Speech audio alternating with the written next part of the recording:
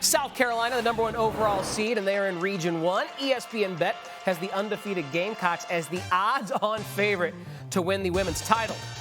Then there's CLARK and the Iowa Hawkeyes, the top seed in Region 2. They have the second shortest odds at 5-1, though defending champ LSU is a 3 seed in that region as well. The Trojans of USC, the top seed in Region 3, freshman sensation Juju Watkins averaging 27 points per second to only CLARK. And the last #1 seed, the Texas Longhorns in Region 4, despite being a 1 seed, they have the 6th shortest odds to win the title at 18-1. For more on the women's dance, let's welcome in our good pal, Kelly Gramlich, joining us now on ESPN BET Live. Always a pleasure to have Kelly on the show. And of course, if we're talking about the women's tournament, we have to start with CLARK and Iowa. The Hawkeyes are plus 110 to win Regional 2. What do you make of their chances?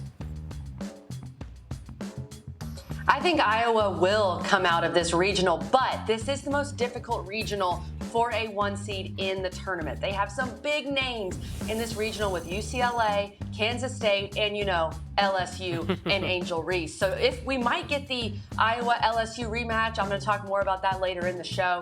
But I do think Iowa comes out of this regional. CLARK is too good. She's going to be on a mission. Didn't shoot the ball as well as she wanted to in the Big Ten championship, but these are the moments that she lives for. She's an absolute gamer. We saw what she did last year in the NCAA tournament, lit it up, took her game to another level, which I'm not sure is even possible. And this is her last NCAA tournament, as she has declared for the WNBA draft. So give me Iowa to get out of this regional. They have K-State as their 4 seed. They've already played K-State this year. They split with the Wildcats. They did beat them, but they're very familiar with that team. I think Iowa does advance out of this regional. All right, Kelly, if Caitlin is the individual story of this tournament, the South Carolina Gamecocks, undefeated this season, are the collective team story coming into this tournament. They are minus 800 to come out of Regional 1. We will get to title futures later in the show, but is there any chance they get upset before getting there?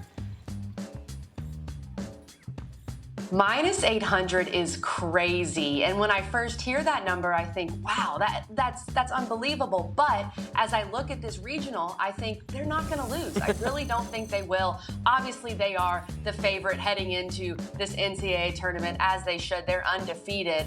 They have an interesting Notre Dame team in here. Now, Notre Dame's hot. They're playing great guys. But the thing you have to know about Notre Dame, their starting center went down with an ACL injury in the ACC tournament. That doesn't bode well for Notre Dame, considering they're going to have to guard Cardoso if they get that far. Oregon State looks like a sleeper team in this regional. They have Reagan Beers, who I think can battle with Cardoso inside. But this is without a doubt South Carolina's regional to win. They have played some closer games as of late, so as we get some spreads and some lines on these games, we could look at other teams to cover against South Carolina, but they're not going to lose. They're going to get to the Final Four out of this part of the bracket.